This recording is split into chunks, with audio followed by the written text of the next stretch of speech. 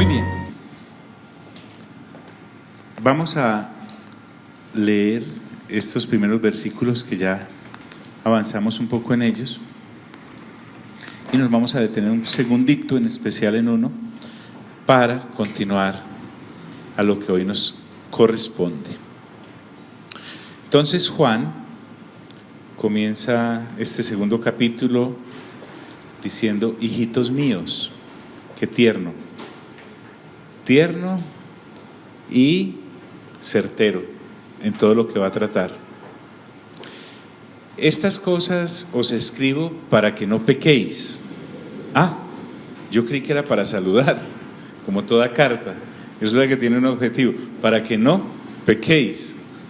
O sea que la carta tiene un propósito más claro que solo saludar. Es profundo.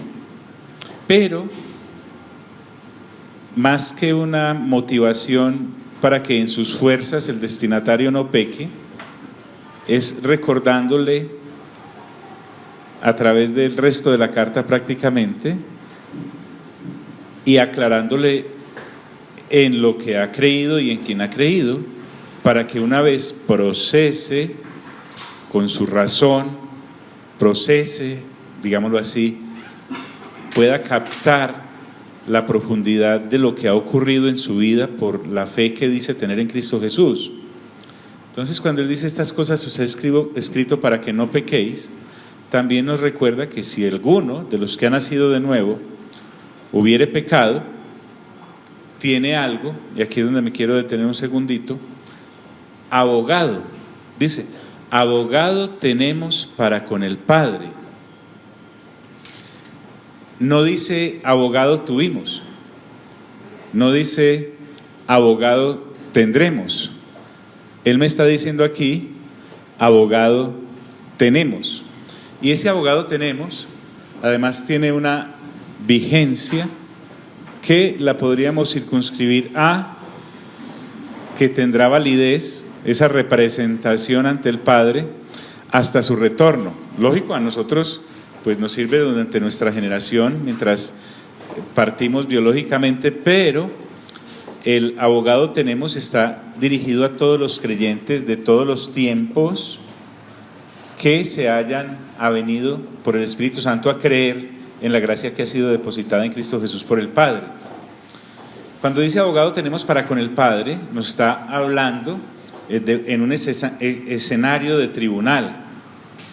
En ese tribunal, en esa sala, está el Padre, que evidentemente es el juez, está el Señor Jesús, que es Jesucristo el justo. Eso es lo que usted va a encontrar a la entrada en el letrerito de su despacho de abogado. Y podríamos decir que tenemos un acusador. Apocalipsis nos habla del acusador de ¿quiénes? De los hermanos. ¿Recuerdan eso? Entonces, cuando el Señor habla aquí de abogado tenemos a través de Juan, me está recordando que en la cruz del Calvario el Señor Jesús no solo pagó para redimirme de la naturaleza de pecado en la cual había nacido, esclavo de ella. Romanos es muy claro cuando dice que la ley fue introducida para mostrarnos lo pecaminoso del pecado. Corintios nos habla Pablo allí de que es un pacto de condenación, porque había que colocar a la humanidad caída en el lugar que le correspondía y que fuera consciente de la situación tan abominable en la que estaba y las abominaciones que cometía. Y este abogado tenemos, no solamente me rescata de esa naturaleza de pecado en la cruz del Calvario, también me da la suficiente herramienta para saber que me perdona los pecados que cometí. Pero Juan no tiene ningún inconveniente en expandir más el conocimiento que ahora tenemos, consciente de que no es para que abusemos, sino para maravillarnos de la gracia que en Cristo tenemos. Me está hablando también de los pecados que cometo después de haber conocido del Señor. Entonces, cuando eso ocurre, voy a dar un ejemplo hipotético, y entonces la persona cae en una de las obras de la carne, esta persona es obviamente redarguida por su conciencia y por el Espíritu Santo, que es persona y está en y con nosotros. Y entonces, en vez de salir corriendo de Dios, como hacíamos antes cuando no lo conocíamos para escondernos, ahora corremos hacia Dios para decirle: Padre, he pecado. David lo ilustró en el 51 de Salmos, cuando entonces nos muestra cómo acude al trono de la gracia, inclusive David sin conocer el nuevo pacto. Qué interesante. Bueno, entonces el acusador dice, es hipotético todo lo que estoy diciendo, pero tenemos suficiente espacio en la mente renovada para saber que hay pasajes que nos ayudarían a eso. Sí, mírenlo. Y Jesús dice: no, un momentico, acusador, juez, yo en la cruz del Calvario hice provisión también para esta situación. El Padre dice: pero ¿y entonces? No, ¿pagué o no pagué, amado Padre? Sí, pagó usted, claro, pagó, hijo. ¿Solo por lo que ellos hicieron? ¿O mi sangre no es suficiente también por lo que iban a hacer? Ah, no, por todo eso también. Ante esto, pues el juez justo, que es nuestro Padre Celestial, entiende, como sabemos que entiende desde luego, a lo que el Señor Jesús lo está llevando, y el enemigo se tiene que quedar callado. Y el perdonado o la perdonada recibe la restauración por lo que el Señor Jesús hizo a través del ejercicio de abogado que está haciendo. Entonces ese abogado, dice la Escritura, abogado tenemos para con el Padre. Mire que no es para acallar a Satanás. Satanás es simplemente una voz que se levanta, pero recuerden que fue exhibido públicamente junto con principados y potestades en Colosenses capítulo 2. Y Juan aclara diciendo: abogado tenemos para con el Padre, a Jesucristo el justo. Entonces resulta que no falta la ONG por allá, que se levanta en el corazón profundo y dice: pero ¿y si abusan? No, es que Juan le está hablando a personas que viajan hacia la madurez en cuanto al conocimiento de las riquezas en gloria que hay en Cristo Jesús, que el Padre ha depositado allí, y me está dando la suficiente herramienta para que yo no tenga que estar yendo a ese tribunal pues cada 2 horas, cada día, cada 8 días, sino que esa sea la excepción, que uno no se mantiene en los tribunales. Sí, está hablando de la persona que sale juiciosa de su casa a trabajar, pero en el camino tiene un accidente y alguien fallece o alguien queda lesionado, entonces se ve involucrado en un juicio en el cual debe demostrar cuál fue su participación. Solo que aquí soy consciente, además de que fui culpable por descuido, sí, pero Juan también quiere rescatar a aquellos pecadores consuetudinarios que dicen, todavía escudados en la ignorancia de la falta de renovación de entendimiento, y no porque haya insuficiencia en lo que Jesús hizo en la cruz del Calvario, que todavía dicen: la situación fue más fuerte que yo, fue demasiado para mí. Entonces ya uno con mente renovada se le aparece el 10:13 de Primera de Corintios, que dice: el Padre no dejará que ningún peso sea colocado sobre vosotros que sea mayor a lo que puedan resistir. Estamos a Jesucristo el justo. Pero es que no es que haya 2 sacrificios. Esa provisión en la cruz es por la humanidad caída en pecado y que cometía pecados, pero también es el mismo sacrificio válido para el que, habiendo nacido de nuevo y está en este peregrinar, incurre en el pecado. Y Él, dice Juan, es la propiciación por nuestros pecados, y no solamente por los nuestros, sino también por los de todo el mundo. Dice Pablo en 1 Corintios capítulo 11, cuando tiene que hacer claridad a aquellos hermanos sumidos en la carne, cuando tenían sus desmanes, aún en la celebración de la Cena del Señor. Dice que cuando participamos del vino y del pan, la muerte del Señor anunciamos hasta que Él vuelva. Entonces, ese sacrificio en la cruz sigue vigente hasta su retorno para el mundo entero, para todo aquel que a bien tenga el Espíritu Santo que nazca. Y en esto, ahora sí, Juan se enruta hacia los nacidos de nuevo, que estamos renovando mente. Y en esto sabemos que nosotros le conocemos si guardamos sus mandamientos. Entonces, conocerle es algo más que tener un pececito en el vehículo o una imagen de él o una Biblia por ahí guardada sin leer. Conocerlo a él nos lleva a guardar sus mandamientos.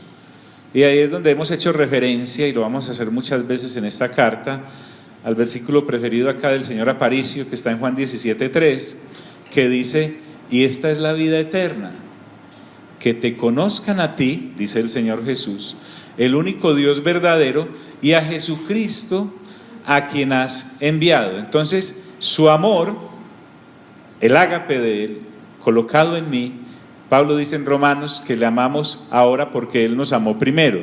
No es que nosotros amamos a Dios y Él se derritió por nuestro amor y bajó. No, es que Él bajó por su amor y nos enseñó a amar y nos entrega el ágape para poderle corresponder en ese don. Juan dice: el que dice yo le conozco y no guarda sus mandamientos, el tal es mentiroso y la verdad no está en él. Créeme que a veces tengo la tentación de quedarme ahí, como a veces nosotros podemos quedarnos cantando varias veces la misma canción de adoración al Señor. ¿Usted cuándo ha visto que le hacen algún reclamo a un grupo de alabanza porque repite la canción cada 8 días o cada 15? No, nunca, jamás. Lo mismo podría ser, aquí no es tanto, pero en otros municipios. El asunto es que uno podría estar hablando de esto vez tras vez y nadie tendría que decir: ¿y por qué otra vez lo mismo? Porque es que cada vez que pasamos por ahí nos enriquece más. Entonces, el tal es mentiroso y la verdad no está en él. Pero voy a vencer la tentación de quedarme ahí porque tengo que avanzar hasta el versículo 6. Pero el que guarda su palabra, dice Juan, el que es a la altura de Cristo está en su carácter por su renovación de entendimiento y entiende que su comportamiento debe ser el de hijo, el de oveja, para usar palabra de los viernes y no de cabra, ¿cierto? Pero el que guarda su palabra, en este verdaderamente, ¿el qué? El amor, no dice el temor, dice el amor de Dios se ha perfeccionado. ¿Recuerdan que hay un verso por allá que usamos mucho? A veces tal vez me ocurría a mí sin entenderlo a fondo, dice: el perfecto amor echa fuera ¿qué? El temor. Y uno dice: pero ¿cómo será eso? ¿En qué sentido? Es que uno deja no de temerle a Dios, sino que su relación con Dios es más en el ágape que en el temor y el terror que nos infundía estar alejados o no estar en sus caminos. En este verdaderamente el amor de Dios se ha perfeccionado. Por esto, concluye Juan, sabemos que estamos en Él. Eso es saber y eso es conocer a Dios. Y el versículo en el que finalizamos dice: el que dice que permanece en Él debe andar como Él anduvo. Entonces, saber de Cristo Jesús y entender de Cristo Jesús no es suficiente, porque yo puedo ir por un camino, por una vía, y entender que ahí dice a 80, que ahí dice a 60, que ojo con la curva, y no solamente saber eso y entenderlo, pero la idea es que todos esos letreros están para que camine conforme a lo que los letreros me están diciendo. Entonces, por eso, saber y entender de Cristo no es suficiente. La teoría en este caso no basta.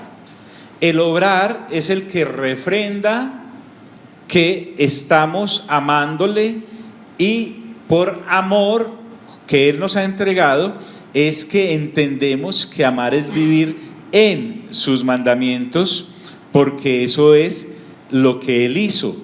Este versículo es muy fuerte porque el que dice que permanece en Él, habla de permanencia, debe que andar como Él anduvo, a su misma velocidad, con sus mismas palabras, en su mismo carácter, en el mismo volumen.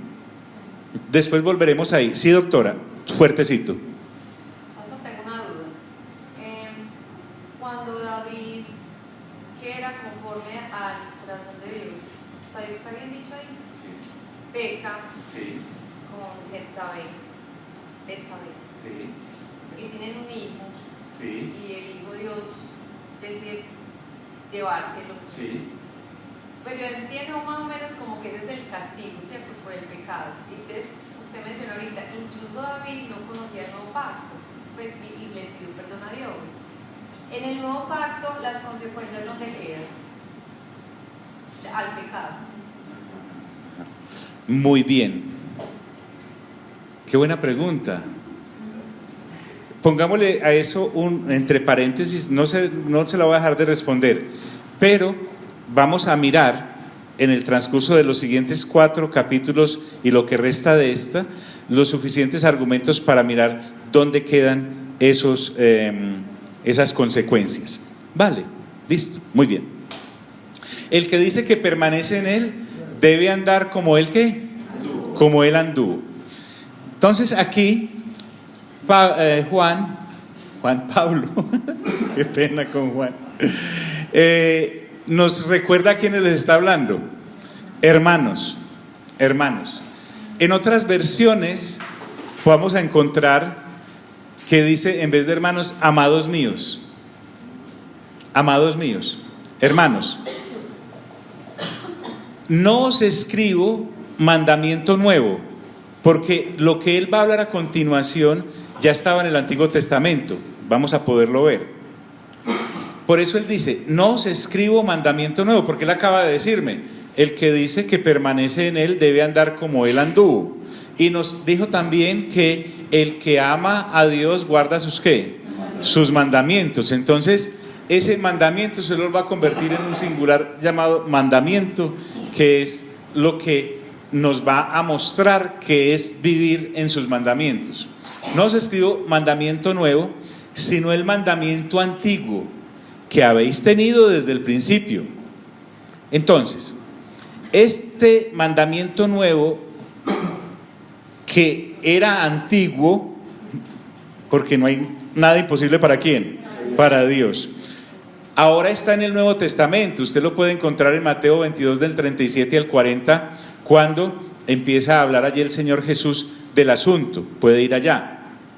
Pero cuando dice que este mandamiento está desde el principio, es que el vínculo que Dios ha unido, que ha unido a Dios con la humanidad, es este mandamiento del cual Juan me va a hablar, y es el mandamiento del amor, pues les adelanto. La caída, cuando hombre y mujer son expulsados del jardín a causa de su desobediencia, la caída frustra para el hombre esa relación. Ya del hombre hacia Dios, esa relación no es de amor, inclusive se vuelve de temor, de horror y de terror y de odio. Pero como el hombre fue el que cayó y no el cayó Dios, mire que allá dijimos, ¿abogado qué? Tenemos. No estamos diciendo que Jesús a la vez aboga por su causa, porque nuestro Señor Jesús ni nació bajo pecado, ni cometió ¿qué? Pecados. Él está libre de cualquier asunto que lo quiera hacer relacionar con la humanidad a través de un vínculo diferente. Entonces, como el que cae allá en el jardín es el ser humano es el que se pierde esa relación y el que se pierde de esa relación, mas nunca Dios perdió esa relación que con la humanidad tiene, así estuviese caída, porque Dios no cambia, nunca para Dios la relación mutó, para Él siempre siguió siendo de amor. Por eso cuando el Señor cita en Mateo, que les acabo de hacer referencia, cuando el Señor viene, retoma el principio, y ese principio es el que le transmite a la iglesia, que es el conjunto de personas nacidas de nuevo durante todas las generaciones. La iglesia de Jesús, la del Señor Jesús, la del nuevo pacto. Ojo, doctora, que por aquí hay unos tips para eso. La del nuevo pacto es una iglesia que vive en el mandamiento del amor. Y ahora Juan, retoma lo que él llama antiguo, pero que realmente siempre ha sido una constante de la relación de Dios hacia la humanidad, así estuviese caída. Entonces, por eso este mandamiento del que estamos hablando es antiguo y al mismo tiempo es nuevo. El Señor Jesús dijo en Juan 13:34, búsquelo después en casa: un mandamiento nuevo os doy, y dice que os améis unos a otros como yo os he amado, y refrenda que también os améis unos a otros. El versículo dice, porque tanto amó. No está diciendo amará, sino que está diciendo amó. Desde el principio el asunto está hecho. Es más, usted en Apocalipsis encuentra un versículo que reta la mente, no renovada, desde luego, la mente caída. Hace referencia al Cordero de Dios que fue inmolado desde antes de la fundación de ¿qué? Dios hizo provisión para el asunto en su amor desde la eternidad pasada para estas situaciones temporales y malucas que al hombre le afrontó. Bueno. Entonces, sino el mandamiento antiguo que habéis tenido desde el principio. Perdónenme si subo la voz, pero es que se me empieza a subir como una emoción impresionante que hay que a veces refrenar. Entonces, el Señor Jesús, el Dios Padre y el Espíritu Santo siempre anduvieron en amor. Pero también cuando vino, anduvo en amor. Porque actos de amor, lavarle los pies a los discípulos, actos de amor, servir a las mesas, tantas cosas el Señor hizo por amor, tocar a un leproso, tantas cosas que el Señor hizo por amor, levantar el hijo de una viuda de las garras de la muerte, tantas cosas que el Señor hizo por amor, levantar a Lázaro. Dicen, miren cómo lo amaba, decían en ese capítulo de la resurrección de Lázaro. Señorita, venir, gracias. El tiquete que el Señor Jesús compra para venir acá a la tierra se llama amor, y en ese viene. Entonces, ahora Juan me está recordando que más que un mandamiento, el Señor Jesús vino a decirme que es un estilo de vida, pero es el estilo de vida de la Trinidad. Padre, Hijo y Espíritu Santo siempre han vivido, permítame la expresión, en ese estilo de vida. Y ese estilo de vida es el que quiere que los miembros de su iglesia, la eclesia, los llamados, los que salieron para estar con él, es el que los una, los mantenga y sea la constante de relación entre ellos. Entonces, mandamiento se me viene a reducir a mandamiento, porque nos vamos a dar cuenta que con este mandamiento nos alcanza para cumplirlos todos, absolutamente todos, pero en la capacidad que nos ha sido dada por el nuevo nacimiento. Entonces, este mandamiento del cual estamos hablando, este mandamiento antiguo, es la palabra que habéis oído desde el principio. Juan hace referencia a la palabra hablada por la Trinidad hacia la humanidad y en la cual Él se está moviendo. Este es un mandamiento en el que se aprende a caminar. No es que nace este mandamiento cuando nosotros lo vemos, es que estaba ahí. Así como en principio en el capítulo 1 hablamos acerca de la vida eterna. ¿Recuerdan cuando empezamos a desenrollar la vida eterna? Porque tanto amó Dios al mundo que envió a su Hijo, que ha enviado a su Hijo unigénito, para que todo aquel que en Él cree no se pierda, salvación, ¿cierto? Pero la otra sandía que traía acá era, mas tenga vida eterna. Ahora Juan va a empezar a desenvolvernos otra sandía. El Señor Jesús definitivamente venía cargado de todo, la del ágape. Él va a mostrarnos el asunto del amor como relación. Entonces dice Juan, este mandamiento antiguo es la palabra que habéis oído desde el principio. Amar a Dios y a los demás no es solo un mandamiento. Es más, no tenemos que hacer ningún esfuerzo para cumplirlo. La persona, vamos por el campo, todos, en nuestra caminata matutina, y de pronto vemos un naranjo y nos acercamos y lo escuchamos haciendo más o menos así. con dolores de parto y ¡pah! Sale una, dice, ¡oh! ¿Cierto que sí? No, el naranjo da, ¿qué? Naranjas natural, ¿qué? Mente, naturalmente. Mi esposa tiene un ejemplo excelente. Dice, si exprimo un limón, ¿qué sale? Zumo de limón, no más, zumo de limón. Entonces, ella dice, si exprimo a un creyente nacido de nuevo con mente renovada, ¿qué debe salir? No me diga que sangre. ¿Ah? Si exprimo, ¿qué sale? ¿Qué sale? ¿Fruto de quién? Amor, gozo, paz, paciencia, benignidad, bondad, fe, mansedumbre, templanza. Así que si encontramos un creyente que casi la repito, que ha sido bien parido, mejor, que ha sido bien parido, por ahí me llamaron la atención de algo pero fue en un espíritu sano. Entonces, pero que por falta de renovación de entendimiento todavía piensa que tiene que hacer mucho esfuerzo para ser cristiano, es ese creyente que vamos a encontrar. ¿Cómo estás? No, aquí es una situación familiar. Si usted viera mi familia, no veo la hora que se conviertan o irme de allá, porque es que es muy difícil vivir allá.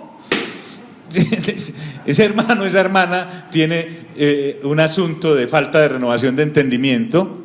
Y tal vez inclusive viene todavía manoseado por el antiguo pacto, porque anda buscando. El antiguo pacto me enseñaba a esforzarme por tratar de cumplir las cosas, me enseñaba a señalar a los que no las estaban cumpliendo y buscar, en vez de la redención y redimir a los demás, cómo llevarlos al paredón para poderme gastar las piedras que tenía para tirar, que tenía una cantidad de costales de piedras nuevas allá para apedrear a la gente. Entonces, este mandamiento antiguo es la palabra que habéis oído desde el principio. En la congregación de hermanos agapados, entre ellos, no vamos a encontrar nadie dice, no, es que hay unos hermanos muy difíciles por amar, es que con unos me es muy fácil amarlos y con otros me es muy difícil amarlos. Es como encontrar ese naranjo. No. Entonces, amar según Dios, a Dios. Amar al Espíritu Santo, según el Espíritu Santo. Amar al Señor Jesús, según el Señor Jesús. Y amarnos entre nosotros es algo normal entre la Trinidad y sus nacidos de nuevo durante todas sus generaciones. Entonces, amar a Dios y a los demás no solo es un mandamiento que me lleva a una conducta formal, no. Es la relación, el ágape de Dios, es la relación eterna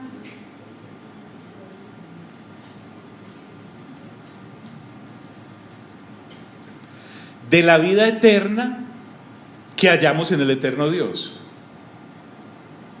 Es la relación eterna de la vida eterna que hallamos en el eterno Dios. Con razón Dios dice, yo quiero es que me conozcan. A tal punto el asunto de conocernos con Dios y de que lo conozcamos a Él. Es importante que Dios tiene la seriedad de decir, el que se dedique o la que se dedique a conocerme, lo mantengo para que se pueda dedicar a conocerme. ¿O no fue lo que dijo cuando dijo, el Padre Celestial sabe que tenéis necesidad de qué comer, qué beber y qué vestir, mas buscad primeramente conocerme, que es el reino de Dios y su justicia, y esas cosas os serán ¿qué? Añadidas. Estamos hablando del típico caso de una persona que me dice, le sustento mientras se dedica a lo que yo le digo que se debe dedicar. A lo que yo le digo que se debe dedicar. Esa es la relación de hijos e hijas. Pero como a través del formalismo de los siglos, el hombre ha hecho de esto una profesión y entre comillas la ha llamado dedicados de tiempo completo. Y esos dedicados de tiempo completo son 5 apóstoles, profetas, evangelistas, pastores y maestros dedicados a vivir del alfolí. No. Estamos completamente errados en eso. A mí Dios me está diciendo que quien quiera que yo sea, si me dedico a buscar el reino de Dios y su justicia, quien quiera que yo sea, habiendo nacido de nuevo, Dios te dice, te sustento porque la función para la que yo mandé a mi hijo es para que puedas tener el puente para conocerme. No necesito nada más. Hablemoslos en palabras de Dios enojado con los israelitas, que les dice, a ver, ustedes creen que con los becerros y las cosas que me traen yo me alimento. Si yo tuviera hambre no se los diría. Míos son todas las despensas y los graneros que tengo en los montes. ¿Sí me estoy haciendo entender? Entonces, lo que Juan me está diciendo acá es, abran los ojos del Espíritu porque les estamos entregando cosas maravillosas. Entonces, este es el mandamiento antiguo, es la palabra que habéis oído desde el principio, pero nos está aterrizando. Sin embargo, dice Juan, os escribo un mandamiento nuevo. Porque es que la obediencia, ojo pues, en el antiguo pacto, digámoslo así, si yo obedecía a Dios, bien, eso era lo que había que hacer, pero no necesariamente tenía que amarlo. Usted y yo a veces hemos hecho cosas en obediencia, pero no por amor. Yo a veces obedezco el límite de la velocidad, no porque no ame no correr, sino porque temo es matarme. Ahí no hay amor. Entonces, la obediencia, ojo acá, en este nuevo pacto no es un reemplazo de amar. Porque hay personas que pueden decir, yo obedezco, pero encontramos el hijo mayor que obedeció al padre, no se fue, sin embargo, él no se quedó porque amaba al padre, ni al hermano, la relación nunca fue de amor. ¿Sí me hago entender? Entonces mira qué interesante esto, y esto me va a quitar una cantidad de telarañas con arañitas y cucarachas que tengo todavía en mi cabeza por falta de renovación de entendimiento. La obediencia, repito, no es un reemplazo del amor. La obediencia es una consecuencia del amor por Dios. No obedezco a Dios para amarlo, sino que lo amo para obedecerlo. Y eso me cambia el panorama. Ya Juan está metiéndome en camisa de 11 varas, porque dice, a ver, hombre, es que aquí tenía una animación. Sin embargo, se escribe un mandamiento nuevo que es verdadero en él y en vosotros. Ágape. Estamos desarrollando el ágape, así como medio intentamos desarrollar un poquito el concepto de la vida eterna, como vida eterna. Entonces, Dios me confirma su amor, el Padre me confirma su amor, no solo diciéndome desde el tercer cielo que me ama, sino enviándome a Jesucristo su Hijo, que es la expresión de amor misma de Dios por la humanidad, haciéndolo venir acá. Lo que dijo Daniela, su venida, la primera, es un acto tremendo de amor, y ese amor entonces se confirma en Cristo. Cristo viene a ser ese amor del Padre, y ahora con suficiente razón me pide que también ese amor es el que debe gobernar mis acciones hacia ellos, Padre, Hijo y Espíritu Santo, hacia mis hermanos y hermanas, e inclusive hacia el mundo que no le conoce a Él y no tiene por qué conocernos a nosotros, porque no ha nacido ¿de qué? El gozo de esto, la alegría de esto es que fue que Dios nos amó primero, aún estando inmersos en nuestros delitos y transgresiones. El amor es la clave, el amor es la clave, el ágape. Ahora, ahí están las tinieblas, dice la Escritura a través de Juan. Las tinieblas van pasando. Lo que me está recordando es que el final de los tiempos viene. El final de la naturaleza caída como tal, el final de el reinado de la muerte y de la oscuridad, con el retorno del Señor se sella esto que ahora nosotros vivimos como primicias, porque yo no tengo que esperar a que el Señor retorne para vivir de esa manera. Por eso es que Él vino, para dejarme su naturaleza y que yo pueda vivir desde ya en su luz, que ya desarrollamos también el concepto luz en versiones anteriores de estas charlas, porque las tinieblas van pasando, la extinción de todo lo temporal se aproxima, la existencia de todo lo caído se aproxima, porque las tinieblas van pasando y la luz verdadera ya alumbra. Mire que otra vez dice alumbra, no dice alumbró o alumbrará, porque resulta, cuando usted y yo leemos Mateo capítulo 28 verso 20 o 20-28, 28-20, dice: he aquí yo estoy con vosotros por ahí dice, todos los días hasta el fin del ¿qué? Del mundo. Esa luz, y recordemos que Juan Juan nos ha enseñado muchas cositas. Juan nos ha enseñado, uno, que Dios es amor. ¿Recuerda eso? Porque está en el 4:8 de esta primera carta. Que Dios es espíritu, porque está en Juan 4:24-34. Que Dios es luz, allá en Juan capítulo 1, y en el Evangelio, en el primer capítulo también nos enseña que Dios es luz. Ahora nos está enseñando que Dios es ¿qué? Amor. No es el amor, Dios es amor, así como es luz, así como es espíritu, así como es lo otro que dije. Entonces, y la luz verdadera ya alumbra. Vosotros sois la luz del mundo. Ese no es un atrevimiento del Señor, esa es una afirmación del Señor. Cuando Él dice, ustedes ya son la luz del mundo, cuando usted dice, ustedes son la sal de la tierra, Él no estaba charlando, a ver si logramos eso a través de una especie de esfuerzo para llegar allá después de muchas clases. No, alumbren, sean sal. ¿Por qué? Porque yo soy en ustedes, y la luz verdadera ya alumbra. Bueno, pero volvemos al que quiere justificar su falta de renovación de entendimiento y compromiso con estas realidades en Dios, porque parece ser, es solo un don de sospecha, que algunos de los congregados a los cuales Juan se estaba dirigiendo, y a algunos de los congregados en la actualidad, de eso sí no tengo ninguna sospecha, algunos de esos congregados allí no estaban en luz.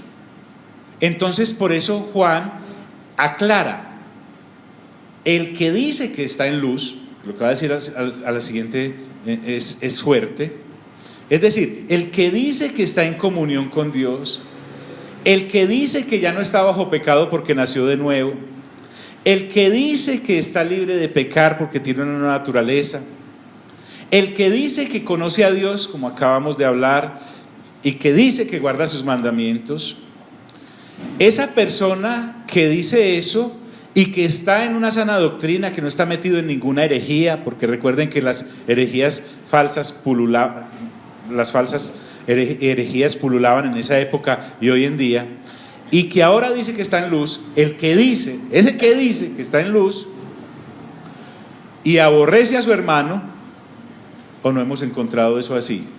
No, es que para mí ha sido muy difícil perdonar a fulanito de tal. Yo sí soy cristiano, pero me acuerdo de eso y se me revuelve. Me acuerdo del otro y se me acaba como la santidad. Hasta ahí llego. Yo recuerdo esa situación. Entonces aquí Juan me va a dejar realmente desnudo e indefenso ante sus argumentos. Con mucho amor, porque recuerde que Estefan, tenga cuidado cuando Juan les diga hijitos míos, porque lo que viene es tremendo, va a cuadrar cuentas, ¿cierto? Y aborrece a su hermano. Él me va a empezar a constatar, a contrastar el odio del ser humano caído, proveniente del padre de la mentira, que es el mismo Satanás, y que cobija a todos sus hijos, y el amor ágape en el que nosotros decimos estar porque somos de Él. Entonces, una cosa es decir que estoy en luz, que es un concepto, y otra cosa es andar en luz, porque en el 2:6 me acaba de decir, debe andar, el que dice que permanece en Él, debe ¿qué? Andar como Él anduvo. Entonces, no es que sea más importante decir que estoy en luz a decir que ando en luz. No es que sea más importante una cosa que la otra, sino que deben ser concomitantes. Debo ser consecuente en lo que digo y en lo que hago. Pero vuelvo al punto, pero es que me es tan difícil, esa tentación fue peor que yo, esa ofensa fue más grande que el amor que yo tengo. Mentiroso. Juan acaba de decir que el que dice eso y hace eso es mentiroso. Y le está diciendo a Dios mentiroso, porque Dios me está diciendo que yo sí puedo hacer eso porque Él ya lo ha hecho en mí. Y es fuerte porque dice, y está todavía ¿en dónde? En tinieblas. ¿Por qué? Porque si yo digo que camino en luz y odio al otro, soy una luz envuelta en tinieblas. Y resulta que estoy contradiciendo al Señor que dice que la luz en las tinieblas, ¿qué? Resplandece. No está diciendo que no hay una lucha acá entre las tinieblas a veces venciendo y la luz a veces recuperándose. No, no, no. La luz ya resplandeció. La luz resplandece. El Señor es luz. Él hace 2000 años ya hizo lo que había que hacer. Nos mostró el camino. Está todavía en tinieblas. Fuerte este Juancito. Ahora, como está contrastando, el que ama a su hermano, porque amar, ágape y luz, esa sí es la ecuación real, esa sí es la forma correcta de concatenar las cosas. Amar y ser luz, eso sí va de la mano. Amar y odiar no van de la mano, no se pueden mezclar. Luz y tinieblas no se pueden mezclar. Pero entonces Él me está animando, Él no me quiere dejar allá tirado en mis errores, sino que me está sacando de ahí. El que ama a su hermano, ¿permanece en qué? En luz, porque luz y amar sí son congruentes, permanece en luz.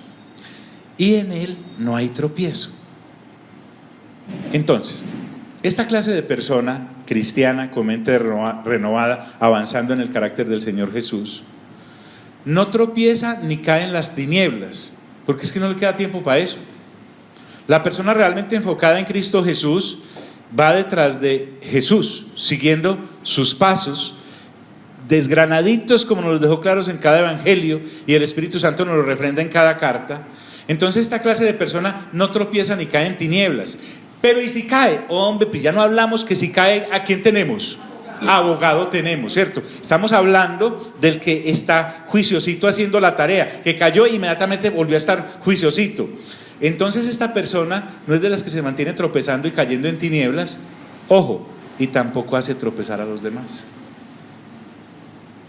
Porque me acaba de decir, el que dice que permanece en Él debe andar como Él que anduvo. Usted ve por ahí en algún lado el Señor Jesús invitando a beber a Pedro para hacer lo que Él y para que mañana pida. No, no, no. Él estaba enfocadito. Entonces, y no hay tropiezo en Él. Tremendo. Tremendo este Señor. Pero, dice Juan, el que aborrece a su hermano está en ¿qué? En tinieblas. Entonces aquí vámonos revisando. Recuerden que nos estamos haciendo una revisión tecno-espiritual. La revisión anual a la que usted lleva su vehículo.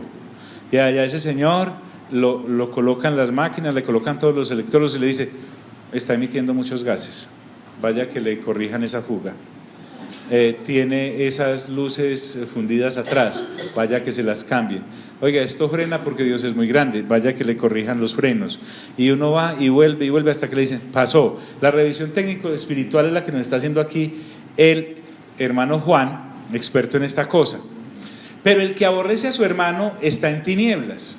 Esta persona, aunque diga estoy en luz y soy luz, al odiar a otra persona, sea creyente o no, pero peor aún si es entre creyentes, siendo las dos cosas horribles a los ojos de Dios, al odiar a las personas, esa persona se autosume en tinieblas.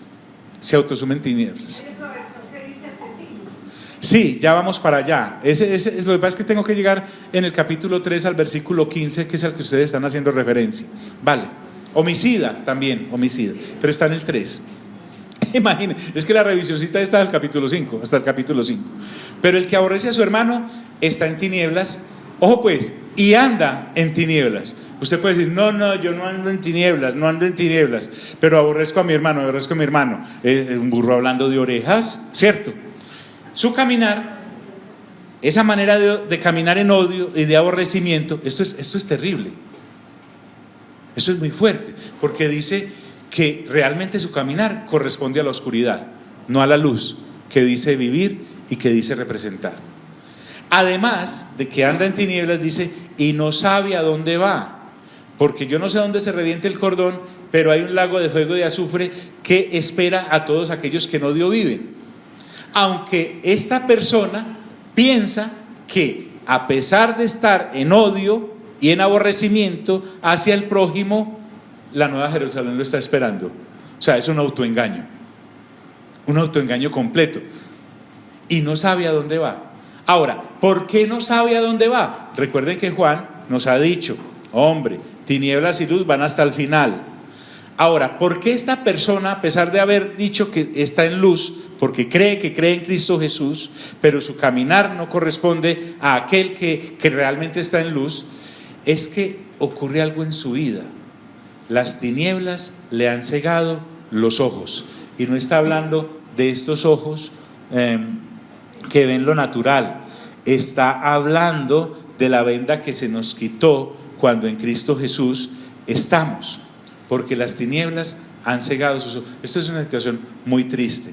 Entonces esta cartica, nosotros, por lo menos yo la pasaba de largo, porque como andaba buscando licuadoras, lavadoras y cambiar el carro por un modelo más nuevo, porque me está poniendo mucho problema, no la veía, porque a mí no me interesa saber si yo estoy odiando o aborreciendo, porque lo que estoy buscando es otra cosa. Pero como Dios tuvo la misericordia de quitarnos esa venda, de hecho Juan está haciendo esto para que veamos. Señora. Pastor, aborrecer es una palabra muy fuerte, digamos que es como superlativa. Sí. Pero yo estoy segura que me podría ahondar un poquito más en el aborrecer, que no es tanto aborrecer, sino que va por ese caminito también. Claro, lo vamos a ver en el capítulo 3. Lo vamos a ver en el capítulo 3. Sí, anote que... A ver.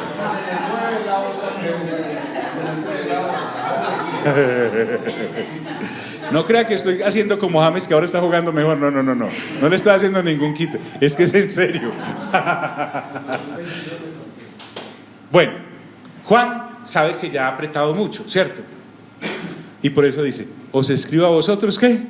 Hijitos míos. Entonces, peligroso cuando Juan dice, hijitos míos, hermanitos míos. Bueno, Juan no se sentó a escribir esta carta como para dejarnos impresionados, como ay, qué profundidad la del hermano, como sabía. No, el Espíritu Santo le ordenó escribir y por eso él tomó el tiempo para hacerlo. Entonces, este escrito lo podemos sumar, porque usted no me puede salir, John, entonces con las 3 carticas tengo. No, señora, no, señor. Juan y el Espíritu Santo piensan que podemos tener ya muy claro, sobre todo nosotros como congregación local, a la cual el Espíritu Santo nos dijo, no eran sugerencias, si le parece, aproveche ahora que se acabó el desafío y Betty. No. Él fue una orden, es una orden. Renueven, porque me la veía el desafío. Entonces, Betty ya me la había visto la vez pasada. Entonces, el asunto acá es, créanme, el Espíritu Santo está exigiéndome que tenga en mi cabeza los 21 capítulos del Evangelio, los 22 de Apocalipsis y las 3 cartas.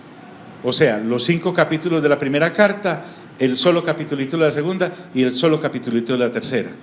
Juan y el Espíritu Santo están navegando en el mar grande que nos dejaron, de 21 capítulos del Evangelio, sume, más 22 de Apocalipsis, 43, más 8, 51.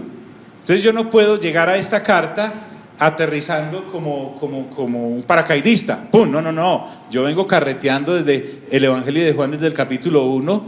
He llegado acá y sigo derecho para los 22 de Apocalipsis. Eso es lo que el Señor me exige.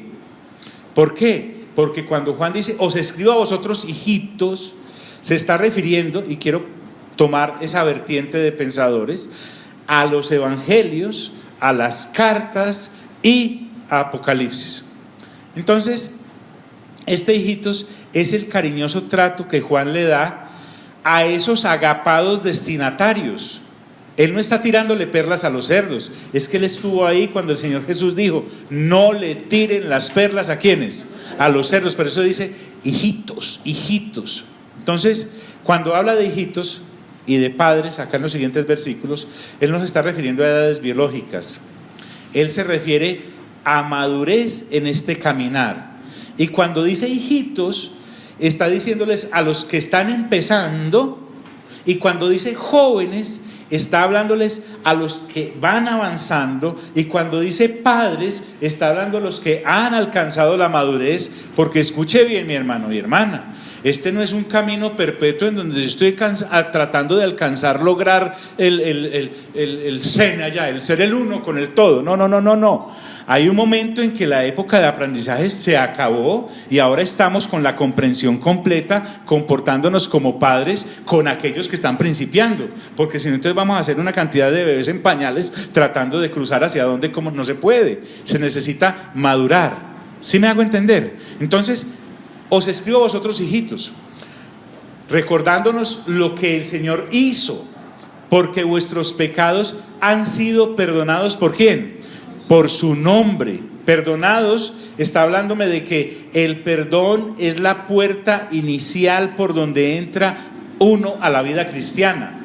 Y cuando dice por su nombre, está referido a la obra de expiación que el Señor hizo en la cruz del Calvario. O sea, yo no estoy todavía pensando si mi Salvador se llama, por ejemplo, Jonathan Eduardo. No. Yo sé que es el Señor Jesús. Sí, pero es que también está Jesús Emilio. No. Estamos hablando de Jesús, el de hace 2000 años, en su sacrificio perfecto en la cruz del Calvario. Entonces, Él les dice: porque vuestros pecados han sido ¿qué? Perdonados por su nombre.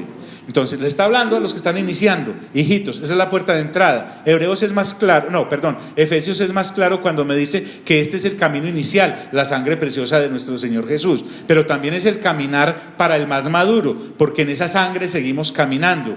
Cuando él dice en Hebreos el camino vivo, está refiriéndose a la sangre de aquel, no solo que murió y fue sepultado, sino que resucitó y está sentado a la diestra del Padre, oficiando, porque es que él no entró al tabernáculo, ni siquiera podía entrar por tribu al tabernáculo del antiguo pacto. Allá no pueden entrar sino levitas y sacerdotes que venían de entre los levitas, y de entre esos sacerdotes el sumo sacerdote, en los de la tribu de Judá, del Egipto, saludando todo lo que había de atrios para adentro.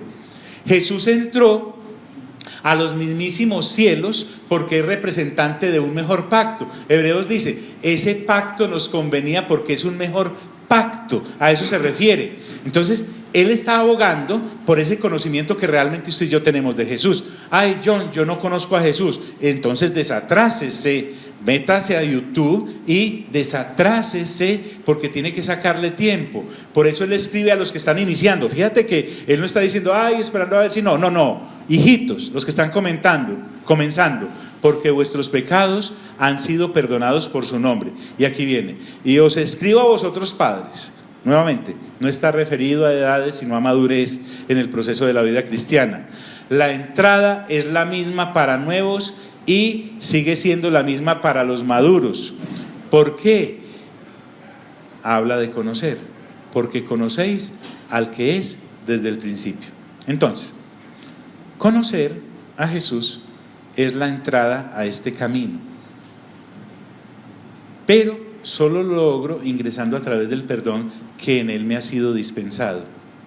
Y el avance, entonces, la entrada es el perdón y el avance es involucrarme en conocerle. Vuelvo al punto, ¿qué es lo que Dios quiere que hagamos en nuestra relación con él? Conocer. Y también lo dice en el Antiguo, recuerda, no se gloríe el rico en su riqueza, no se gloríe el sabio en su sabiduría, y no se gloríe el valiente en su valentía. Gloríese en conocerme, que yo soy Dios. ¿Es Jeremías qué? 9:23. Muy bien, 9:23. ¿Aguantamos otro poquito? Sí. Entonces ya me habló, hijitos. Estamos hablando de proceso de madurez, no que fueran hijos de él, no es que Juan era el Diomedes del Nuevo Testamento, no. Está hablando de personas naciendo de nuevo recién. Cuando está hablando de padres, es que también esto le sirve a los avanzados en madurez. Y dice, os escribo a vosotros jóvenes, otra vez, no sobra refrendar, se refiere a madurez, no a edad biológica. Y aquí viene algo fuerte, porque habéis vencido ¿a quién? Al maligno. En el antiguo pacto el maligno no había sido vencido digámoslo así. En el nuevo pacto sí. Es que en el nuevo pacto me entregan la carretera bien pavimentada, con todos los desniveles y los peraltes correctos. No es como las carreteras mal hechas que usted va confiado y resulta volando por allá porque no había peralte. Esta sí, está bien. Ahora, no vamos a pensar que Juan le está diciendo a estos jóvenes que ellos fueron los que vencieron al maligno. No, está claro que es que en Cristo Jesús, al nosotros apropiarnos por la fe de eso que Él ha hecho en la cruz, es que podemos decir, hemos vencido al maligno. No porque nosotros fuimos el que lo exhibimos, sino porque creemos correctamente que Jesús fue el que lo exhibió. Y más claro no puede quedar que el maligno es el que fue vencido, no el Señor Jesús. Por lo tanto, los que creen en el Señor Jesús forman parte, o no dice pues Romanos, más que vencedores, que somos más que vencedores en Él. Ni siquiera vencedores, más que vencedores. Vencedor es el que llegó a la meta como yo, que no corro la media maratón, sino que me arrastro a través de ella y espero que me espere allá la ambulancia, sino que vencedor es el que pasa a los 21 y sigue derecho y vive en Copacabana y se va trotando para la casa. Eso es más que vencedor. ¿Sí? ¿Me hago entender? Y la media maratón terminó en la estrella y llegó hasta allá, a la casa. Porque habéis vencido al maligno. Maligno, sabemos que se refiere. Otra vez dice, os escribo a vosotros hijitos, nuevamente, no es edad biológica sino madurez, porque habéis conocido al Padre. Entonces la vida del creyente no se trata de vivir gritando, vencí al maligno. La vida del creyente se trata es de, conozco al Padre, conozco al Padre. No es el creyente que anda buscando un demonio detrás de cada puerta, que encuentra un principado debajo de cada piedra que levanta, encuentra si la lavadora se le daña fue el espíritu inmundo antilavadora. Entonces, no. El deleite acá es en conocer al Padre. John, entonces el maligno no existe. Sí, pero está vencido. ¿Y cómo sé yo eso? Porque lo dice el Padre. Pero no lo siento. Ya hablamos anteriormente que esto no es por sentimientos. Es reiterado entonces el conocernos, porque sí entramos por el perdón, pero no nos podemos quedar ahí. El escritor a los Hebreos fue más brusco en el capítulo 5 al final y en el 6 al principio, cuando dijo, debiendo ser ya maestros, tenemos que echar otra vez esas 6 columnitas, esos 6 fundamentos, y el perdón de los pecados está incluido ahí. Entonces, conocer al Padre es reiterativo por parte de Juan, porque no nos podemos quedar hablando solo del perdón. No nos podemos quedar hablando de solo haber vencido al Satanás, al enemigo. No, eso es solo parte de un todo que forma conocer al Padre, que esa es la finalidad. Con un ejemplo, resulta que Ed me invita a su casa a almorzar. Hace unos sancochos impresionantes, ¿cierto? Pero en la mesa está bien servida, todo está espectacular, y en un acto de descuido riego la jarra del jugo sobre todo el mantel, inclusive le cayó el sancocho. Y empezamos a tratar, yo bien apenado, ellos tratando de ayudarme, el otro con la vergüenza, y empezamos a hablar, y nos quedamos en el asunto y empezamos a hablar de cómo fue el reguero, además de cómo limpiamos el reguero, porque es que resulta que la mamá de Eddie sabe cómo despercudir esas cosas y le quedó súper blanquita y todo, pero nos quedamos hablando de eso y nos perdemos la finalidad, que ¿cuál era? Comer. Eso nos ocurre a nosotros con la salvación. Resulta que el reguero lo hace el hombre y la mujer en el jardín, que habían sido invitados a comer. Hacen el reguero y la humanidad buscando su lavadorcita, porque hasta la salvación se nos vuelve en eso, algo para mí y lo mío y lo mío y lo mío, que se me olvida que lo que realmente Dios quería allá al principio era que lo conociera y que para eso me creó, para tener comunión conmigo. ¿Sí me hago entender? Entonces Juan dice que le escribe a los hijitos, le escribe a los jóvenes, le escribe a los padres, porque habéis conocido al Padre. Entonces esa es la finalidad, conocerla. Y vuelve y dice, os he escrito a vosotros padres. Otra vez, no se trata de edad biológica, sino de ¿qué? De proceso de ¿qué? De madurez. Porque habéis conocido al que es desde el principio. Claramente entonces, conocerlo es nuestro deber primordial. Para eso realmente hemos sido rescatados. Y vuelve y refrenda: os he escrito a vosotros jóvenes, porque sois fuertes en Cristo Jesús, para vencer al maligno. Nosotros no podemos ser como los hijos. Nosotros no podemos ser como los hijos del tal sacerdote Seba, que eran 7, que andaban haciendo liberaciones a domicilio. Y entonces fueron a echar un espíritu de alguien que estaba endemoniado, un poseso, y le dicen: en el nombre de Jesús, el que predica a Pablo, fuera. Y el demonio que había en esa persona le dice: hombre, no, si yo a Jesús lo conozco. Imagínate el peso en el mundo espiritual. Y a Pablo también, el de Tarso, les puedo recitar sus cartas, pero ¿a ustedes qué?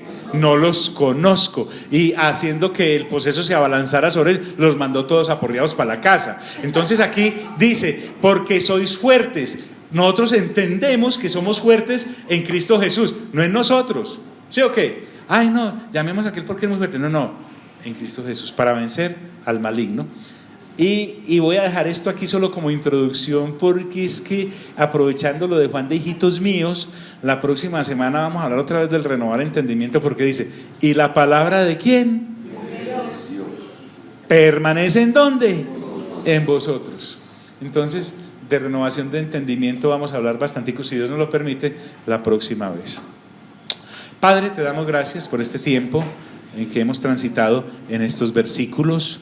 Gracias por la revelación, gracias porque Cristo Jesús es la respuesta que la humanidad necesitaba. Y en esta generación a ti te ha placido, Espíritu Santo, que seamos de esos que nacen de nuevo para renovar entendimiento.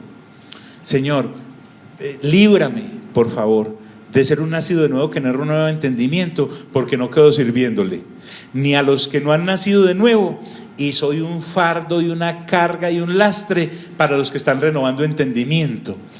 No quedo sirviendo ni para el mundo ni para el reino. Así que mi deber es prosperar en la renovación de entendimiento, como tú nos has hablado a través de tu palabra.